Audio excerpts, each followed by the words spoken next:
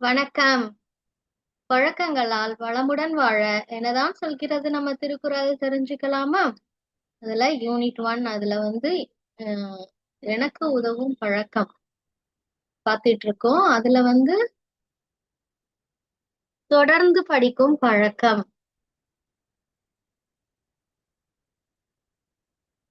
சரி, நம்ம வந்து லாஸ்ட் கிளாஸ்ல என்ன பார்த்தோம்? அதாவது படிக்கலைன்னா நமக்கு எந்த மதிப்பும் மரியாதையும் கிடையாது இல்லையா? அதனால நம்ம திருவள்ளுவர் தாத்தா படிக்கணும்ன்றாங்க. சில செல்லக்குட்டீஸ்க்கு படிக்கிறதுக்கான வாய்ப்பு இல்ல. இப்ப என்ன பண்ணணும்? மற்றவங்க சொல்லக்கூடிய விஷயங்களை காது கொடுத்து கேட்கணும். அப்படி கேட்கக்கூடிய விஷயங்கள் நமக்கு ஏதாவது ஒரு கஷ்டமான சூழ்நிலை வரும் பொழுது அந்த கஷ்டமான சூழ்நிலையிலிருந்து நம்ம வெளியில வர்றதுக்கு என்ன பண்ணும்? ரொம்ப உதவி செய்யும் அப்படின்ட்டு நம்ம திருவள்ளுவர் தாத்தா சொல்லி கொடுத்தாங்க இல்லையா? அப்படி இருந்தும் சில செல்லக்குட்டீஸ் என்ன சொல்றாங்க? நான் வந்து ரொம்ப பிஸி, எனக்கு வந்து மற்ற வேலைகள்லாம் அதிகமா இருக்குது, எனக்கு நேரமே கிடையாது, 24 மணி நேரமும் எனக்கு வேலை இருக்கு அப்படின்றாங்க. அப்ப எனக்கு கேட்கறதுக்கெல்லாம் டைமே இல்ல அப்படின்றாங்க. அதுக்கு நம்ம திருவள்ளுவர் தாத்தா என்ன சொல்லி தராங்க? அதாவது நீங்க அட்லீஸ்ட் டிராவல் பண்ணும் பொழுதோ, இல்ல தூங்குறதுக்கு முன்னாடியோ, இல்லைன்னா விளையாடும் பொழுதோ, எப்ப வேணா உங்களுக்கு அந்த டைம்ல கூட நீங்க என்ன பண்ணலாம்? கேட்கலாம். சரிங்களா? நீங்க தான் என்ன பண்ணணும்? அந்த கேட்கறதுக்கான சூழ்நிலையை உருவாக்கிக்கணும் அப்படின்னு சொல்றாங்க. அந்த மாதிரி நீங்க எந்த அளவுக்கு நல்ல விஷயங்களை நல்ல நல்ல விஷயங்களை வந்து கேக்குறீங்களோ அந்த அளவுக்கு உங்களுக்கு அது பெருமைய தேடி தரும் அப்படின்ட்டு நம்ம திருவள்ளுவர் தாத்தா சொன்னாங்க.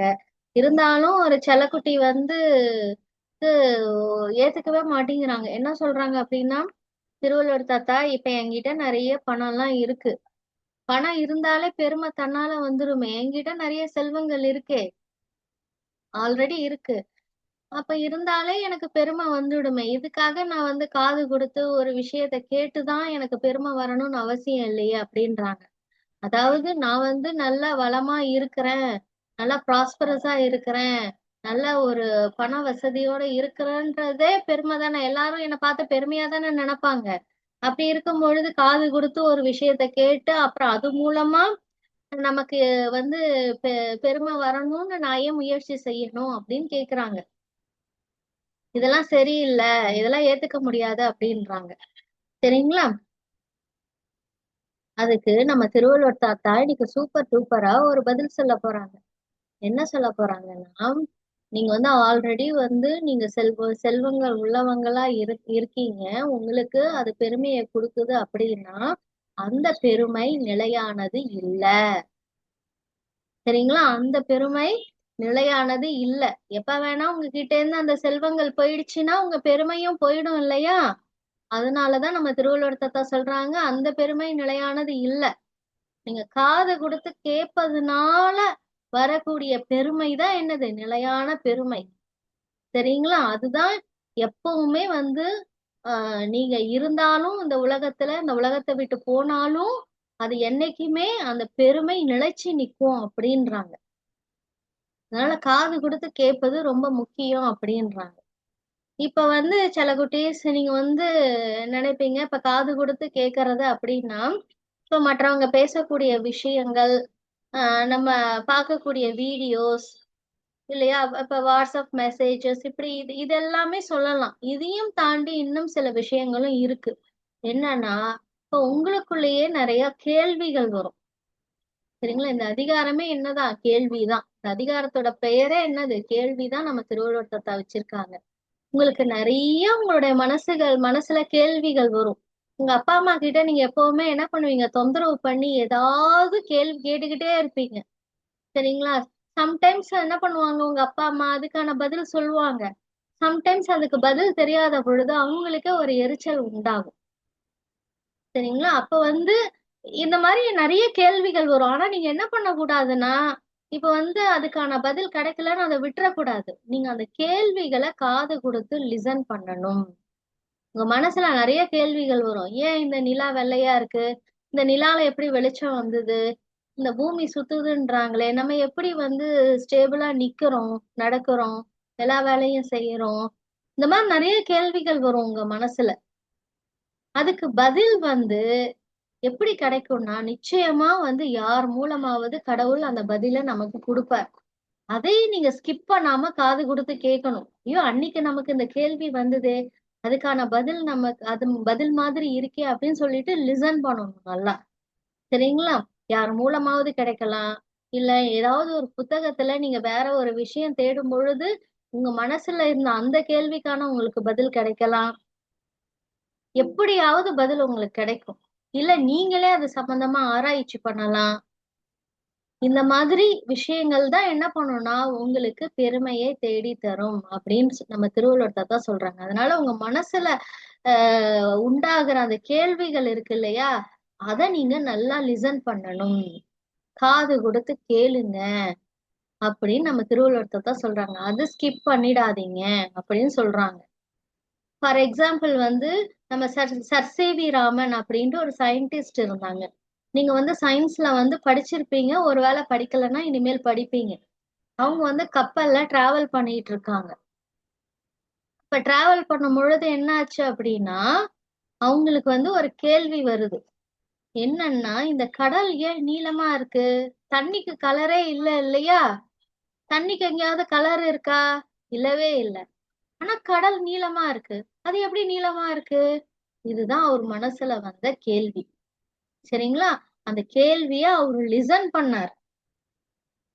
அந்த கேள்விய காது கொடுத்து அவர் கேட்டார். அவருக்குள்ளேயே உண்டான கேள்விய காது கொடுத்து கேட்டார். கேட்டதுனால என்ன ஆச்சு? அதுல அவர் ஆராய்ச்சி பண்ண ஆரம்பிச்சார். பல பேர்கிட்ட போயிட்டு அந்த கேள்விய கேட்க ஆரம்பிச்சார். ஏன் கடல் நீளமா இருக்கு, ஏன் கடல் நீளமா இருக்குன்னு பல பேர்கிட்ட போய் கேட்க ஆரம்பிச்சார். யாருக்குமே பதில் தெரியல. அதனால என்ன பண்ண ஆரம்பிச்சார்? அவரே ஆராய்ச்சி பண்ண ஆரம்பிச்சார். ஆராய்ச்சி பண்ணும் பொழுது அவரும் ஒண்ணு கண்டுபிடிச்சார். என்னன்னா ஒரு பொருள் உள்ள ஒளி போகும் பொழுது அந்த ஒளி சிதறும். சரிங்களா? அதுக்கான அதுல இருக்கக்கூடிய ஒரு நிறம் தான் அங்க காட்டுதுன்ற மாதிரி அவர் கண்டுபிடிச்சார். இதுதான் அவருடைய கண்டுபிடிப்பு. ராமன் எஃபெக்ட் அப்படின்னு சொல்லுவாங்க. ராமன் ஸ்கேட்டரிங், ராமன் எஃபெக்ட் அப்படின்னு சொல்லுவாங்க. இத கண்டுபிடிச்சதுனால இது ஒரு மிகப்பெரிய விஷயம் அப்படின்னு சொல்லிட்டு அவருக்கு நோபல் பரிசு கிடைச்சது பிசிக்ஸ்ல. சரிங்களா? நோபல் பரிசுன்றது உலகத்திலேயே மிக மிக உயர்ந்த விருது அது. சரிங்களா? அவார்டு அது அது அவருக்கு கிடைச்சது. அப்ப பாருங்க, அவர் மனசுல ஒரு கேள்வி உண்டாச்சு. அந்த கேள்விய நல்லா காது கொடுத்து கேட்டாரு. கேட்டு மத்தவங்க கிட்டயும் போய் என்ன பண்ணாரு? அந்த கேள்விக்கான பதில தேடினாரு. தேடும் பொழுது அவருக்கு அதுக்கான பதில் கிடைச்சது. அப்ப அதனால அவருக்கு என்ன ஆச்சு? புகழ், பெருமை, அவருக்கு அதுக்கான அறிவு கிடைச்சது இல்லையா? இத்தனை விஷயங்கள். அதனால அவருக்கு செல்வமும் சேர்ந்தது. நோபல் பரிசுனா வெறும் பரிசு மட்டும் கொடுக்க மாட்டாங்க, நிறைய பணமும் கொடுப்பாங்க. சரிங்களா? அறிவு கிடைச்சது, பெருமை கிடைச்சது, புகழ் கிடைச்சது, அந்த விஷயத்த அவர் கத்துக்கிட்டாரு, அந்த கற்றலும் கிடைச்சது, பணமும் கிடைச்சது இல்லையா? அப்ப இத்தனை செல்வங்கள் அவரை நோக்கி வந்தது. எப்படி வந்தது? அவர் காதால அவரு மனசுல உண்டான ஒரு கேள்விய லிசன் பண்ணதுனாலதான். அப்ப காதால ஒரு விஷயத்த நம்ம நல்லா உற்று கவனிக்கும் பொழுது அது மூலமா நமக்கு எல்லா செல்வங்களும் நம்மள நோக்கி வரும். அந்த அந்த அதுதான் நமக்கு நிலையான பெருமை, நிலையான புகழ். இன்னைக்கும் அவர் இல்ல, அவர் இறந்துட்டாரு. ஆனா இன்னைக்கும் அவரை பத்தி நம்ம பேசுறோம் இல்லையா? அதுதான் நிலையான பெருமை, நிலையான புகழ் அப்படின்னு நம்ம திருவள்ளுவர் தாத்தா நமக்கு சொல்லி தராங்க. அதனால செல்ல குட்டீஸ், உங்களுக்கு ஒரு கேள்வி மனசுல உண்டாச்சுன்னா நீங்க அந்த கேள்விக்கான பதில அடுத்தவங்க கிட்ட கேட்டு கேட்டு தெரிஞ்சுக்கணும். இல்லைன்னா ஏதாவது படிச்சாவது தெரிஞ்சுக்கணும். இந்த லிசனிங் ஹேபிட்ன்றது ரொம்ப முக்கியம்.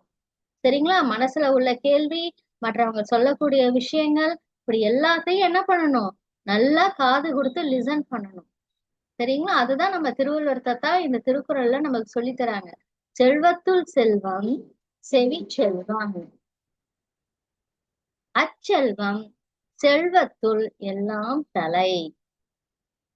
அதான் செல்வத்துள் செல்வம், செல்வங்கள்லயே சிறப்பான செல்வம் எதுனா செவி செல்வம். அதாவது செவினா நம்ம காது, நம்ம காதால கேட்கக்கூடிய விஷயங்கள்.